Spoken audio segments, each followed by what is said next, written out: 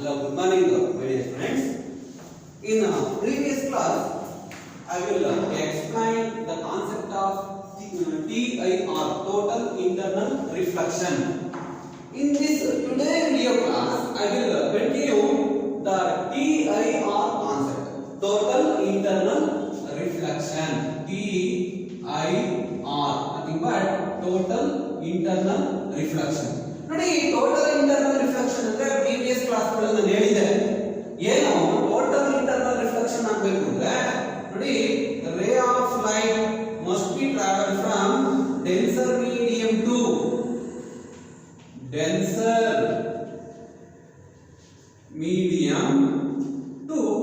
Rarer medium ಆಗಿರಬೇಕು. Rarer medium ray must travel from denser medium to rarer medium. ನೋಡಿ ಇಲ್ಲಿ denser medium ಅಲ್ಲಿ ಇಟ್ಟಿದ್ದೀನಿ ಒಂದು ಪಾಯಿಂಟ್ ಆಬ್ಜೆಕ್ಟ್. ಇಲ್ಲಿ ಪ್ರೀವಿಯಸ್ ವಿಡಿಯೋ ಕ್ಲಾಸ್ ಅಲ್ಲಿ ಎಕ್ಸ್ಪ್ಲೈನ್ ಮಾಡಿದೆ ray of light incident normally on the refracting surface x point it experience a deviation. Another ray of light is incident at an angle I, it experience deviation and its the refracted ray bends away from the normal. It is considered as angle of incidence. It is considered as angle of incidence. Next, as angle of incidence is increases, angle of refraction is also increases. As angle of incidence is increases, angle of refraction is also increases. But particular angle of incidence, the refracted ray grazing on the refracting surface. In this case, angle of refraction is equal to 90 degree. Respective angle of incidence is called critical angle. Respective angle of incidence is called critical angle. It can be indicated by C. What is the meaning of critical angle? Critical angle is the angle of incidence in denser medium for which angle of refraction is equal to 90 degree is called critical angle. Next, further angle of incidence behind the critical angle, the refracted ray totally bend along denser medium. This concept is known as TIR. What is the meaning of TIR? It is the phenomena of light reflection. It is the phenomenon of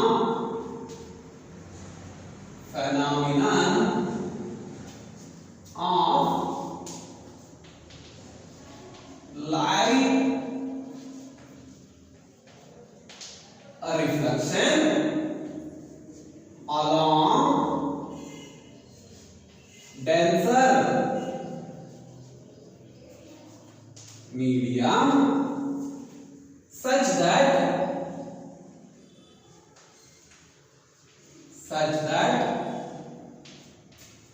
such that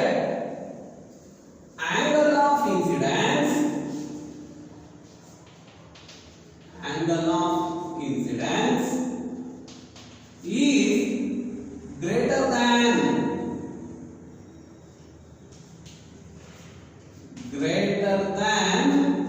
critical angle.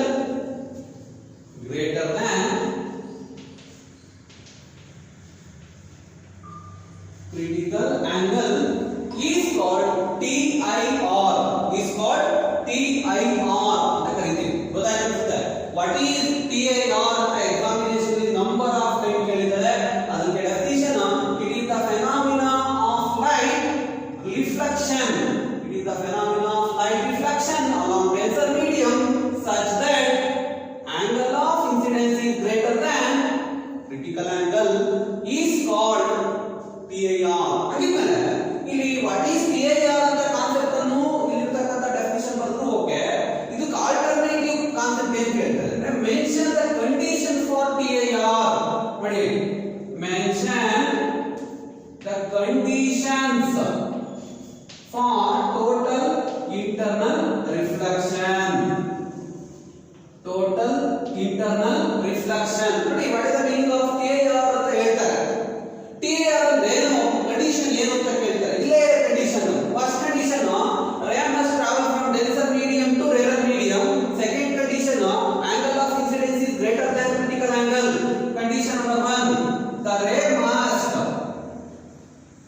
ray must travel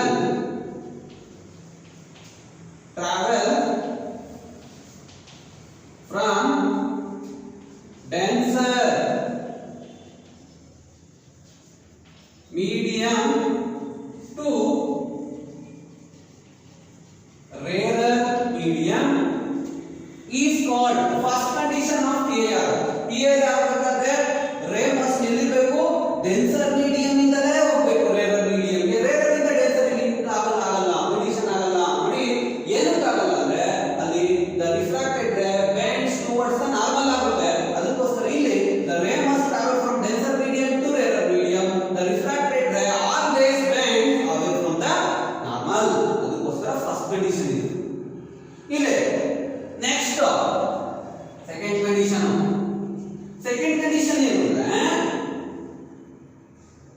angle of incidence is greater than critical angle. ಇದು is less than c. ಈ angle equal to c. ಆಮೇಲೆ behind the critical angle the angle of incidence is always greater than critical angle. The angle of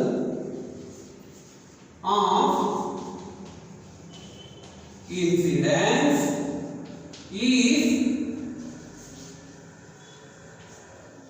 greater than critical angle. Angle of incidence is greater than critical angle ಆಗಿರಬೇಕು. ಇವೆರಡು condition ಒಂದು ray of rate ಗೆ satisfy ಆದರೆ ಆ concept ನ it is called TIR condition ಅಂತ ಕರೀತೀವಿ. ಈಗ what is the meaning of critical angle ಅಂದ್ರೆ ಏನು ಅಂತ ತಿಳ್ಕೋಬೇಕು. ನೋಡಿ ಕ್ರಿಟಿಕಲ್ ಆಂಗಲ್ ಡಯಾಗ್ರಾಮ್ ಬರೀತೀನಿ. ಏನು ಡೆಫಿನಿಷನ್ ಆಫ್ ಕ್ರಿಟಿಕಲ್ ಆಂಗಲ್ ಕೇಳ್ತಾರೆ, very important. Definition of critical angle C. critical angle C. C stand for critical angle.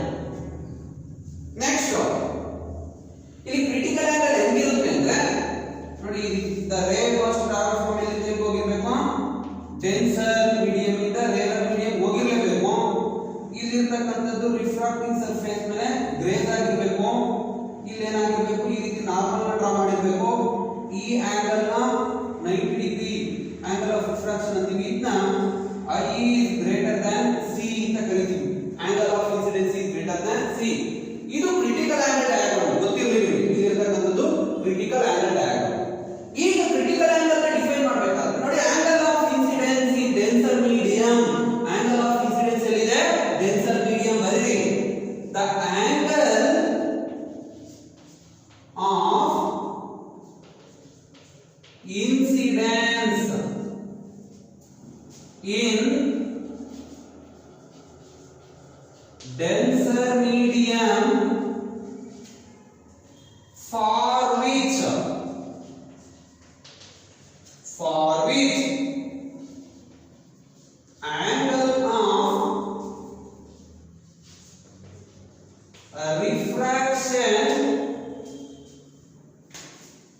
angle of refraction is equal to 90 degree. This concept is known as critical angle ಅಂತ ಕರೀತೀವಿ. ನೋಡಿ ಈ critical angle concept ನ ನಾವು symbolic concept ಅಲ್ಲಿ ಬರೀತೀವಿ. ಅಂದ್ರೆ ಇದಕ್ಕೊಂದು mathematical formula ಬರ್ಕೊಂತೀವಿ. ಯಾವ ರೀತಿ ಮ್ಯಾಥಮೆಟಿಕಲ್ ಫಾರ್ಮುಲಾ ಬರೆಯೋದು, ಯಾವ ತರ ನಿಮಗೆ ಡೆರಿವೇಷನ್ ಏನಿಲ್ಲ, ಸುಮ್ಮನೆ ಫಾರ್ಮುಲಾ ಪ್ರಾಬ್ಲಮ್ ಬೇಕಾಗುತ್ತೆ. ಇಲ್ಲಿ ನೋಡಿ ಇಲ್ಲಿರ್ತಕ್ಕಂಥ ಕಾನ್ಸೆಪ್ಟ್ ನ ಬರೀತೀವಿ. ನೋಡಿ ಇನ್ನೊಂದು ಐಡಿಯಾ ನಿಮಗೆ ಇಲ್ಲಿ ನಾವು ರೇರರ್ ಮೀಡಿಯಂ ಡೆನ್ಸರ್ ಮೀಡಿಯಂ ಅಂತ.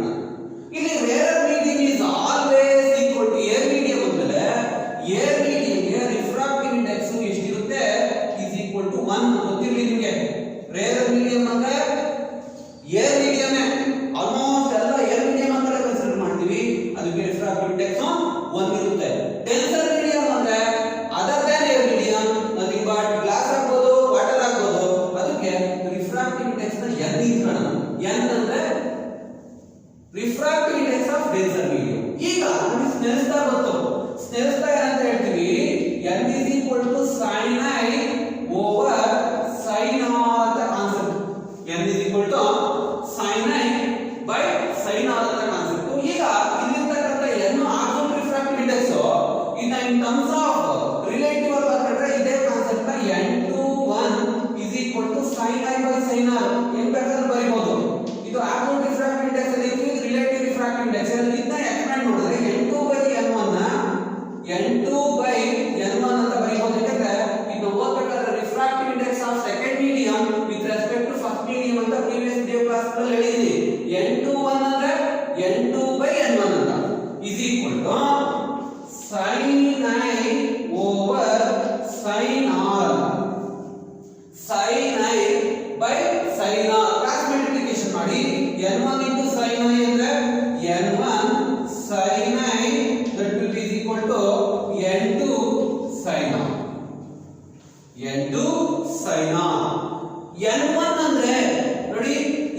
ಇಲ್ಲಿರ್ತಕ್ಕಂಥದ್ದು N1 ಅಂದ್ರೆ ಇದು ರೇರ್ ಮೀಡಿಯಂ ಇರ್ತಕ್ಕಂಥ ಕಾನ್ಸೆಪ್ಟ್, ಯಾಕಂದ್ರೆ ಆಂಗಲ್ ಆಫ್ ಇನ್ಸಿಡೆನ್ಸ್ ಇಲ್ಲಿರ್ತಕ್ಕಂಥ ಇದರಲ್ಲಿ ಬರುತ್ತೆ. N2 ಗೆ sine of angle of refraction, N2 ಗೆ sine of angle of refraction ಅಲ್ಲಿ ಬರ್ತಕ್ಕಂಥ ಒಂದು ಐಡಿಯಾ ನಾವು N ಅಂತ ತಗೋಣ. ಇಲ್ಲಿ ಏನಾಗುತ್ತೆ ನೋಡಿ,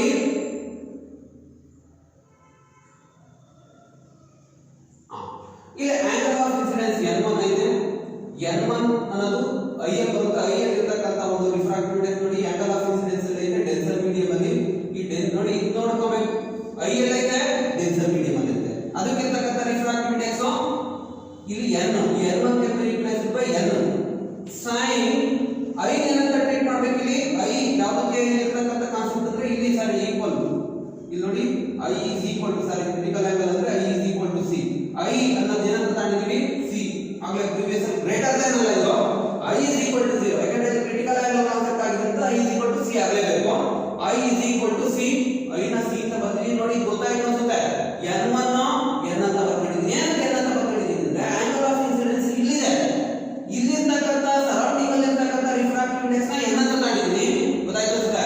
ನೆಕ್ಸ್ಟ್ I ಕರೆಸ್ಪಾಂಡಿಂಗ್ ವ್ಯಾಲ್ಯೂ ಏನು C, N into sin C is equal to N2 ನೋಡಿ, N2 ಅಂದ್ರೆ angle of refraction, angle of refraction ಅಂದ್ರೆ ಇಲ್ಲಿ N2 ನಲ್ಲಿ but NA is equal to ಏನಿದೆ ಒಂದಿದೆ ಇಟ್ಟು sin ಆಫ್ R ವ್ಯಾಲ್ಯೂ ಎಷ್ಟಿದೆ 90 degree, R is equal to 90 degree.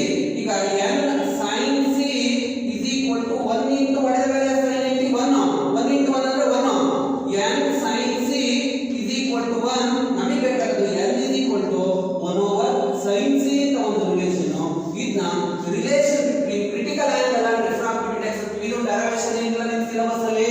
ಸುಮ್ಮನೆ ನಾನು ಯಾವ ರೀತಿ ಬರುತ್ತೆ ಈ ಕಾನ್ಸೆಪ್ಟ್ ಯಾವ ರೀತಿ ಮಾಡಬೇಕು ಅಂತ ಹೇಳಿದ್ದೀನಿ ನಿಮಗೆ. N is equal to 1 over sin C ಗೊತ್ತಾಯ್ತು ಅನ್ಸುತ್ತೆ. ಈಗ relation between refractive index and critical angle is mathematically represented by N is equal to 1 over sin C ಅಂತ ಗೊತ್ತಾಯ್ತು ಅನ್ಸುತ್ತೆ. ನೆಕ್ಸ್ಟ್ ಕಾನ್ಸೆಪ್ಟ್ ಈ ಕ್ರಿಟಿಕಲ್ ಆಂಗಲ್ ಅಥವಾ ಇಲ್ಲಿರ್ತಕ್ಕಂಥ ಒಂದು TAR ನ ಅಪ್ಲಿಕೇಶನ್ಸ್ ಹೋಗೋಣ. ಅಪ್ಲಿಕೇಶನ್ಸ್ ಆಫ್ TAR ಏನು, TAR ಅಂದ್ರೆ ಅದರ ಅಪ್ಲಿಕೇಶನ್ಸ್ ಏನು ಅನ್ನೋದ್ರ ಬಗ್ಗೆ ಒಂದು idea. Very very important for 2 marks in your examination. 2 marks ಗೆ ತುಂಬಾ ಸತಿ ಕೇಳಿದ್ದಾರೆ, ನೋಡೋಣ. ಈ ನೆಕ್ಸ್ಟ್ ಅಪ್ಲಿಕೇಶನ್ಸ್ ಆಫ್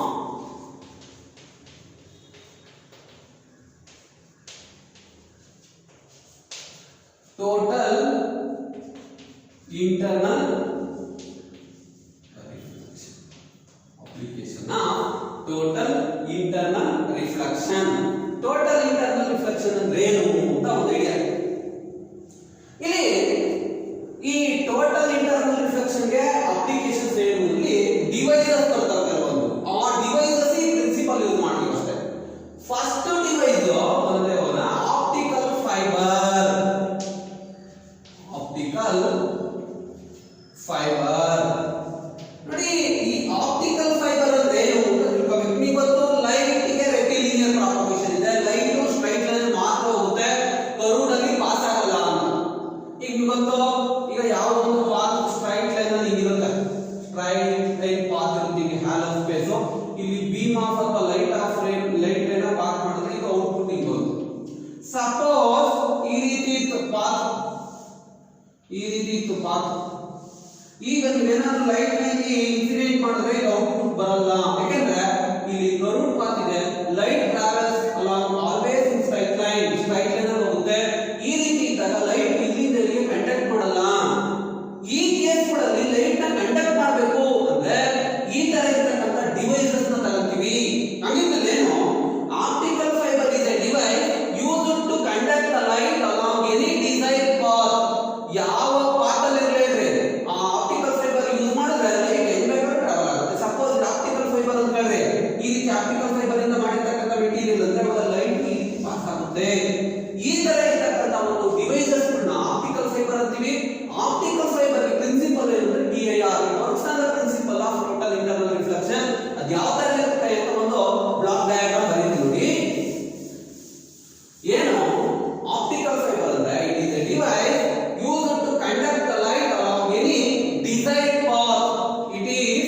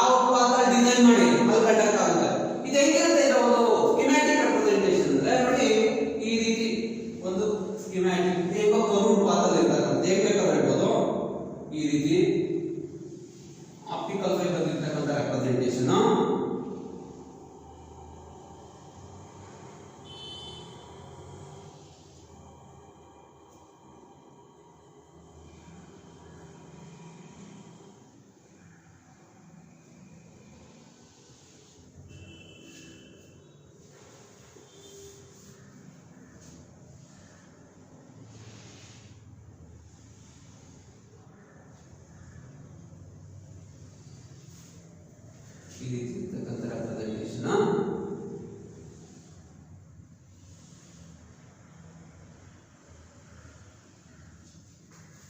ಈಗ ಇದನ್ನ ಔಟರ್ ಮೋಸ್ಟ್ ಲೇಯರ್ ನಾವು ಕ್ಲಾಡಿಂಗ್ ಅಂತ ಕರಿತೀವಿ. CLADDING ಕ್ಲಾಡಿಂಗ್ ಅಂತ. ಇಲ್ಲಿರ್ತಕ್ಕಂಥದ್ದನ್ನ ಕೋರ್ ಅಂತ ಕರಿತೀವಿ. CORE ಕೋರ್ ಅಂತ. ಇಲ್ಲಿ ಲೈಟ್ ನ ನೀವು ಬೀಮ್ ಆಫ್ ಲೈಟ್ ನ ಈ ರೀತಿ ಟ್ರಾವೆಲ್ ಮಾಡಿದ್ರೆ ಇನ್ಸಿಡೆಂಟ್ ಮಾಡಿದ್ರೆ ಈ ರೀತಿ ಮಲ್ಟಿಪಲ್ ರಿಫ್ಲೆಕ್ಷನ್ ಆಗಿ ಔಟ್ಕಮ್ ಬರುತ್ತೆ. ಹಂಗಿದ್ಮೇಲೆ it works on the principle of PIR. First, optical fiber works on the principle of PIR. What is the principle of optical fiber? ಅಂದ್ರೆ PIR ಅಂತ ಬರೆದ್ರೆ ಮುಗಿಯುತ್ತೆ.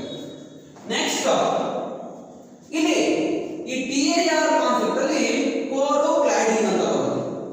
ಏನು ಕೋರ್ ಕ್ಲಾಡಿಂಗ್ ಅಂದ್ರೆ? ಕ್ಲಾಡಿಂಗ್ ಅಂದ್ರೆ ನೋಡಿ, ಕೋರ್ ಅಂದ್ರೆ ಇನ್ನರ್ ವಾಲ್, ಇದಕ್ಕೆ ಹೈ ರಿಫ್ರಾಕ್ಟಿವ್ ಇಂಡೆಕ್ಸ್ ಇರುತ್ತೆ, ಇಲ್ಲಿರ್ತಕ್ಕಂಥದ್ದಕ್ಕೆ ಲೋ ರಿಫ್ರಾಕ್ಟಿವ್ ಇಂಡೆಕ್ಸ್ ಇರುತ್ತೆ. ನೋಡಿ, the material of higher refractive index is covered with lower refractive index material is called cladding ಅಂತ ಕರಿತೀವಿ. ಈ ರೀತಿ ಮ್ಯಾನುಫ್ಯಾಕ್ಚರ್ ಆಗಿರುತ್ತೆ ಇಲ್ಲಿರ್ತಕ್ಕಂಥ ಆಪ್ಟಿಕಲ್ ಫೈಬರ್. ಇದರ ಅಡ್ವಾಂಟೇಜಸ್ ಏನು, ಅಪ್ಲಿಕೇಶನ್ಸ್ ಏನು ಕೇಳಿದ್ರೆ ಮೆನ್ಷನ್ ಏನು ಅಪ್ಲಿಕೇಶನ್ ಆಫ್ ಆಪ್ಟಿಕಲ್ ಫೈಬರ್ ಅಂತ. Applications of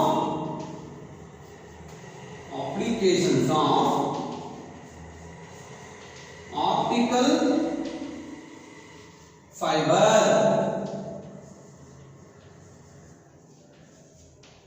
Applications of optical fiber. ಏನು optical fiber ಅಂದ್ರೆ ಕಾನ್ಸೆಪ್ಟ್ ಅನ್ನೋದು ವೆರಿ ಇಂಪಾರ್ಟೆಂಟ್. ಇಲ್ಲಿ ಈ ಅಪ್ಲಿಕೇಶನ್ ಅಲ್ಲಿ ಫಸ್ಟ್ ಏನಂದ್ರೆ it is used in decorative purpose. ತಿಳ್ಕೊಬೇಕು ಕರೆಕ್ಟ್ ಆಗಿ. It is used in decorative purpose. Decoration ಮಾಡಕ್ಕೆ ಈಗ ಕೆಲವೊಂದು ಫಂಕ್ಷನ್ ಗಳಲ್ಲಿ ಲೈಟ್ ಅರೇಂಜ್ಮೆಂಟ್ ಮಾಡಿರ್ತಾರೆ. ಆ ಲೈಟ್ ಅರೇಂಜ್ಮೆಂಟ್ ಮಾಡಬೇಕಾದ್ರೆ ಸ್ಮಾಲ್ ಪಾರ್ಟ್ ನ ರೌಂಡ್ ಆಗಿ ಈ ರೀತಿ ಡಿಸೈನ್ ಮಾಡಿರ್ತಾರೆ. ಆ ಡಿಸೈನ್ ಮಾಡಿರ್ತಕ್ಕಂಥ ಮೆಟೀರಿಯಲ್ ಆಪ್ಟಿಕಲ್ ಫೈಬರ್ ಆಗಿರುತ್ತೆ. ಹಾಗಾಗಿ it is used in decorative purpose ಅಂತ first application. Second application it is used in endoscopy. Endoscopy ಅಂದ್ರೆ it is a branch of biology deals with internal structure of body. Internal structure of body ನ study ಮಾಡಬೇಕಾದ್ರೆ ಇಲ್ಲಿರ್ತಕ್ಕಂಥ optical fibre ನ use ಮಾಡ್ತೀವಿ. Number 3 it is used in computer data cables. Computer data cables ಅಲ್ಲಿ ಡೇಟಾನ ಒಂದು system ಇಂದ another system ಗೆ ಕ್ಯಾರಿ ಮಾಡಕ್ಕೆ ಈ ಆಪ್ಟಿಕಲ್ ಫೈಬರ್ ಡೇಟಾ ಕೇಬಲ್ಸ್ ನ ಯೂಸ್ ಮಾಡ್ತೀವಿ. Number 4 it is used in communication system. Communication ಆಗಿ ಟೆಲಿಫೋನ್ ವೈರ್ ಆಗಿರಬಹುದು ಅಥವಾ ಒಂದು ಬೇರೆ ಕೇಬಲ್ ಗಳಾಗಿರಬಹುದು. ಕಮ್ಯುನಿಕೇಶನ್ ಅಲ್ಲಿ ಇರತಕ್ಕಂಥ ಒಂದು ಆಪ್ಟಿಕಲ್ ಫೈಬರ್ ನ ಕಾನ್ಸೆಪ್ಟ್ ನ ಯೂಸ್ ಮಾಡ್ತೀವಿ. ತಿಳ್ಕೊಂಡಿರಬೇಕು. ಇಷ್ಟು ಈ ಆಪ್ಟಿಕಲ್ ಫೈಬರ್ ಇರತಕ್ಕಂಥ ಒಂದು ಕಾನ್ಸೆಪ್ಟ್. ನೆಕ್ಸ್ಟ್ ಕಾನ್ಸೆಪ್ಟ್ ಏನಂದ್ರೆ next application PIR. It is used in mirage. Marriage ಅಲ್ಲ, ಮಿರೇಜ್ ಅಂತ ಹೇಳ್ಬೋದು. ನಾಮದಲ್ಲಿರಲಿ ಮಿರೇಜ್. ನೋಡಿ, ಮಿರೇಜ್ ಅಂದ್ರೆ ನಿಮಗೆ ಗೊತ್ತಿರುತ್ತೆ. ಈ ಸಮ್ಮರ್ ಸೀಸನ್ ಅಲ್ಲಿ ತಾರ್ ರೋಡ್ ಮೇಲೆ ನೀವೇನಾದ್ರೂ ಈ ದೂರದಲ್ಲಿ ಒಂದು ಸೈಟ್ ನೋಡಿದ್ರೆ ಅಲ್ಲಿ ವಾಟರ್ ಲೆವೆಲ್ ಇರಂಗಿರುತ್ತೆ, ವಾಟರ್ ಇದ್ದಂಗಿರುತ್ತೆ, ಬಟ್ ಅಲ್ಲಿ ಹೋದ್ರೆ ಇರಲ್ಲ. ಆ ತರ ಒಂದು ಫೀಲಿಂಗ್ ಮಿರೇಜ್ ಅಂತೀವಿ. Mirage is formed on the principle of TIR. ನಮ್ಮಲ್ಲಿ second application mirage is formed on the TIR concept. ಅದೇ ತರ ಸ್ಪಾರ್ಕಿಂಗ್ ಆಫ್ ಡೈಮಂಡ್ ಅಥವಾ ಬ್ರಿಲಿಯನ್ಸ್ ಆಫ್ ಡೈಮಂಡ್ ಅಂತ ತಿಳ್ಕೊಂಡಿರ್ಬೇಕು. ಡೈಮಂಡ್ ನೋಡಿದಿರಲ್ವಾ, ಡೈಮಂಡ್ ಹೊಳೆಯುತ್ತೆ, ಒಂಥರ ತುಂಬಾ ಬ್ರಿಲಿಯನ್ಸ್ ಇರುತ್ತೆ, ಸ್ಪಾರ್ಕ್ಲಿಂಗ್ ಆಗುತ್ತೆ. ಅಲ್ಲಿರ್ತಕ್ಕಂಥ ಡೈಮಂಡ್ ಆ ರೀತಿ ಸ್ಪಾರ್ಕ್ಲಿಂಗ್ ಆಗಕ್ಕೆ ರೀಸನ್ ಏನು ಅಂದ್ರೆ TIR ಟೋಟಲ್ ರಿಫ್ಲೆಕ್ಷನ್ ಎಕ್ಸಿಕ್ಯೂಟ್ ಆಗ್ತಾ ಇರುತ್ತೆ. ಅದು ಒಂದು concept. Next third one total reflecting prism ಅಂತ. ಪ್ರಿಸಮ್ ಬಗ್ಗೆ ನಿಮಗೆ ನೆಕ್ಸ್ಟ್ ಚಾಪ್ಟರ್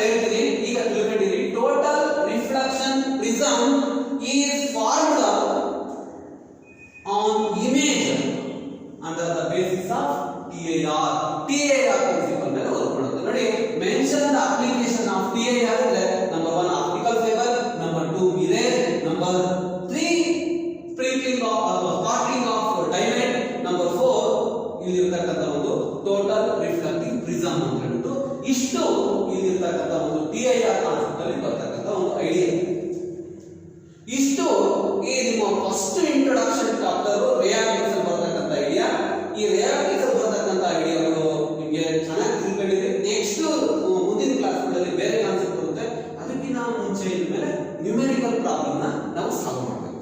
ಹಾಗಿದ್ಮೇಲೆ ಇಲ್ಲಿ ಯಾವ್ದಾವ್ದು ಇಂಪಾರ್ಟೆಂಟ್ ಅಂತ ಎಕ್ಸಾಮಿನೇಷನ್ ಓರಿಯೆಂಟೆಡ್ ಯಾವ್ದಾವ್ದು ಓದ್ಕೋಬೇಕು ಅನ್ನೋದು ಚೂರು ರಿವ್ಯೂ ಮಾಡ್ತೀನಿ. ಇಂಪಾರ್ಟೆಂಟ್ ಫಾರ್ ಎಕ್ಸಾಮಿನೇಷನ್ ಅಂತ ಆಗ್ತಿದೆ. Important for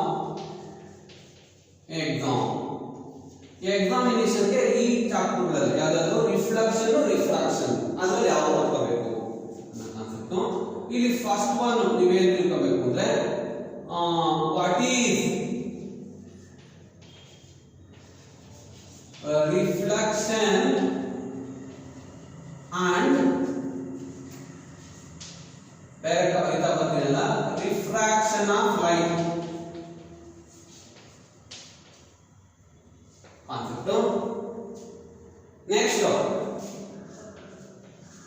second one what is reflection and refraction of light. Next state laws of reflection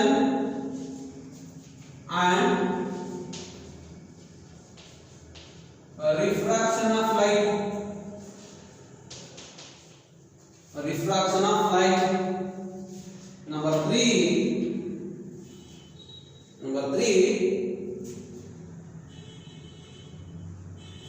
derive f is equal to r by 2 where symbols are usually where f is focal length, r is radius of curvature. Next fourth one define the terms. ನೋಡಿ ಯಾವ term ಅನ್ನು ನೀವು ತಿಳ್ಕೊಂಡಿರಬೇಕು ಅಂದ್ರೆ ಇಲ್ಲಿ pole principal focus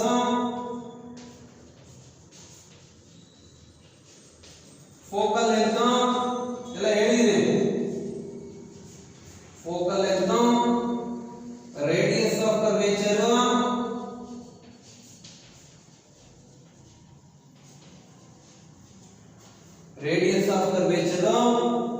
next center of curvature. Next to principal axis,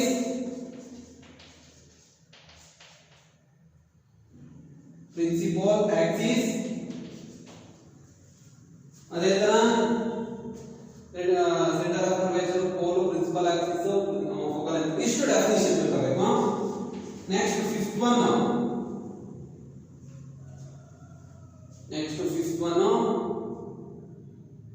Cartesian sign convention ತಿಳ್ಕೊಂಡಿದ್ರೆ ಅದೇ ಎಕ್ಸಾಮಿಗೆ ನಿಮಗೆ ಲೇಬಲ್ ಆಗಲ್ಲ. Definition of magnification, definition of linear magnification, definition of linear magnification ಮತ್ತೆ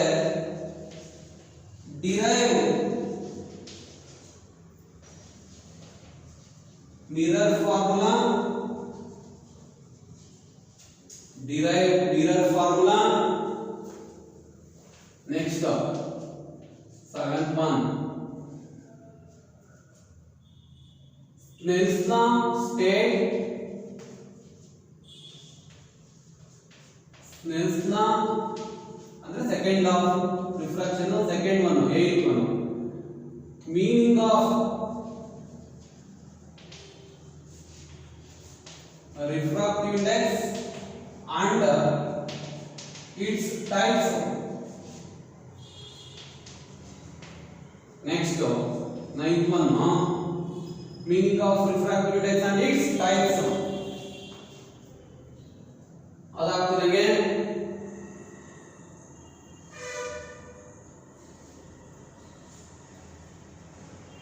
explanation, very important to know. Explanation of TIR condition, critical angle ಎಲ್ಲ ಬರ್ತವೆ. explanation of TIR ಮತ್ತೆ applications of TIR. next 11th one explanation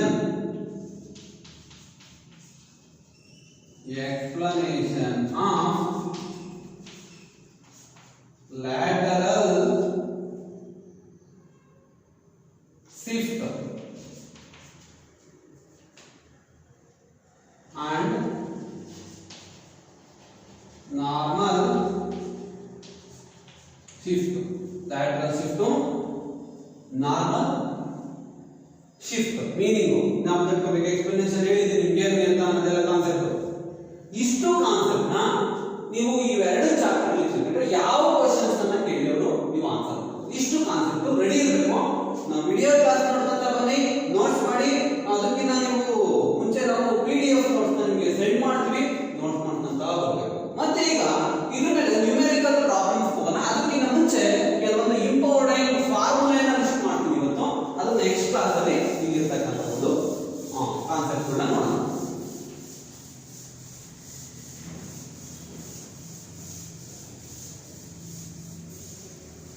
next class ಗಳಲ್ಲಿ concept ಗಳ problem solve ಮಾಡಿ list ಮಾಡ್ತಾ ಬರ್ತೀವಿ. ನಿಮಗೆ ಗೊತ್ತು first f is equal to r by 2 1 over f is equal to 1 over u plus 1 over v.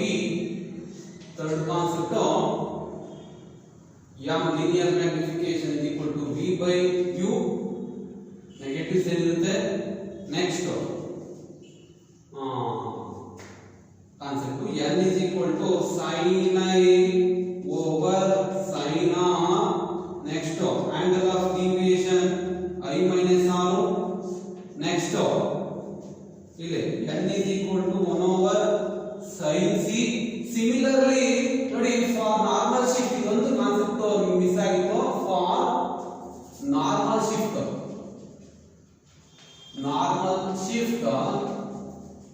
ನೀವು ಹೆಂಗೆ n is equal to normal shift n is equal to t into 1 over 1 minus 1 by n ಅಂತ ಬರೀತಿರೋ ಇದು alternative refractive index real depth divided by apparent depth divided by real depth ಅಂತ ಒಂದು formula ನಾವು ತಿಳ್ಕೊಬೇಕು. Apparent depth divided by real depth ಅಂತ. Next lateral shift is equal to t into sin of I minus r over cos r. Next lateral shift ಆಗ್ತದೆ ಇದಾಗ್ತದೆ ನಿಮಗೆ ಇಲ್ಲಿ angle of deviation ಸಿಗುತ್ತೆ. relation between n is equal to 1 over sin c ಸಿಗುತ್ತೆ. ಮತ್ತೆ lateral shift concept normal shift concept. Next ಇಲ್ಲಿ ಒಂದು idea ಉಂಟು ನೋಡಿ ನಿಮಗೆ ಟ್ರಿಗ್ನೋಮೆಟ್ರಿಕ್ ಲಾಗರಿಥಮ್ ಇಟ್ಕೊಂಡಿರ್ಬೇಕು. ನೆಕ್ಸ್ಟ್ ಕ್ಲಾಸ್ ಅಲ್ಲಿ ಲಾಗರಿಥಮ್ ಮಸ್ಟ್ ಶುಡ್ ನೀವು ಇಟ್ಕೊಂಡು ಕಲಿಬೇಕು. ಇಲ್ಲಿ ಏನು ಲಾಗರಿಥಮ್ ಅಂದ್ರೆ 1 degree is equal to 60 minute ಅಂತ ನಾವು ತಿಳ್ಕೋಬೇಕು. 1 ಡಿಗ್ರಿ ಆಗಬೇಕಾದ್ರೆ 60 ಮಿನಿಟ್, ಒಂದು ಸಿಂಗಲ್ ಡ್ಯಾಶ್ ಹೋಗಬೇಕು ಅಂದ್ರೆ 60 ಮಿನಿಟ್. ಇದು ಲಾಗ್ ನೀವು ಎಲ್ಲಿ ಯೂಸ್ ಮಾಡಬೇಕು, ಯಾವ್ದು ಯೂಸ್ ಮಾಡಬೇಕು ಅಂದ್ರೆ ನ್ಯಾಚುರಲ್ ಸೈನ್ ಅಂತ ಇರುತ್ತೆ ನಿಮ್ಮ ಲಾಗರಿಥಮಿಕ್ ಅಲ್ಲಿ, ಕೊಸೈನ್ ಅಂತ ಇರುತ್ತೆ, ಮತ್ತೆ ಟ್ಯಾನ್ ಫಂಕ್ಷನ್. ಈ ಫಂಕ್ಷನ್ ಗಳನ್ನ ಮಾಡ್ಕೊಬೇಕು ಎಲ್ಲಿ ನ್ಯಾಚುರಲ್. ಫಸ್ಟ್ ಇಯರ್ ಪ್ರಿನ್ಸಿಪಲ್ ಅಲ್ಲಿ ಮೋಷನ್ ಪ್ಲೇಸ್ ಚಾಪ್ಟರ್ ಮಾಡಬೇಕಾದ್ರೆ ನಾನು ಪ್ರೊಜೆಕ್ಷನ್ ಆಂಗಲ್ ಆಫ್ ಪ್ರೊಜೆಕ್ಷನ್ ಅನ್ನು ಕ್ಯಾಲ್ಕುಲೇಟ್ ಮಾಡಕ್ಕೆ ಕೆಲವೊಂದು ಕಾನ್ಸೆಪ್ಟ್ ಹೇಳಿದೀನಿ. ಹೆಂಗೆ ಈಗ ಟ್ಯಾನ್ ಆಫ್ 53 ಡಿಗ್ರಿ 7 ಮಿನಿಟ್ ಮಾಡೋದು ಹೆಂಗೆ ಇದನ್ನೆಲ್ಲ ನೋಡ್ತಾ ಹೋಗಬೇಕು. ಸೈನ್ ಆಫ್ 30 ಡಿಗ್ರಿ 8 ಮಿನಿಟ್ ಇದು ಹೆಂಗ್ ಮಾಡಬೇಕು. ನೆಕ್ಸ್ಟ್ ಕಾಸ್ ಆಫ್ ನೀವು ತಿಳ್ಕೋಬೇಕು ಫಸ್ಟ್ 33 ಡಿಗ್ರಿ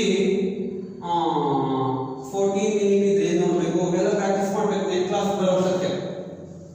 ನೆಕ್ಸ್ಟ್ ಇಲ್ಲಿ tan ಆಫ್ 53 ಡಿಗ್ರಿ 7 ಮಿನಿಟ್ ಹೆಂಗ್ ನೋಡಬೇಕು ಇದನ್ನ ನೋಡ್ಕೊಳ್ಳಿ. Next cosine of 44 degree 8 minute. Next sine of 30 degree 6 minute. ಇಷ್ಟನ್ನ ಯಾವ ರೀತಿ ನಾವು ಕ್ಲಾಸ್ ಮಾಡೋದು. ಸಪೋಸ್ ನೀವು ಲಾಗರಿಥಮ್ ಬುಕ್ ಕೊಟ್ಕೊಂಡು ಕ್ಲಾಸ್ ಕೊಟ್ಕೊಂಡು ಇದು ಮಾಡ್ತಾ ಬಂದ್ರೆ ನಾವು ಬರೀತೀವಿ ಪ್ರತಿಯೊಂದು, ಅವಾಗ ನೀವು ಗ್ಲಾನ್ಸ್ ಮಾಡ್ಕೊಂಡು ಅರ್ಥ ಮಾಡ್ಕೊಬಹುದು. ನೆಕ್ಸ್ಟ್ ಕ್ಲಾಸ್ಗಳಲ್ಲಿ ಇದಕ್ಕೆ ನೀವು ರೆಡಿ ಆಗಿರಬೇಕು. ಇದರಲ್ಲಿ ನ್ಯೂಮೆರಿಕಲ್ ಪ್ರಾಬ್ಲಮ್ಸ್ ತುಂಬಾ ಸತಿ ಕೇಳಿದರೆ ಅದನ್ನ ಸ್ಟಾರ್ಟ್ ಮಾಡ್ತೀವಿ. That's all.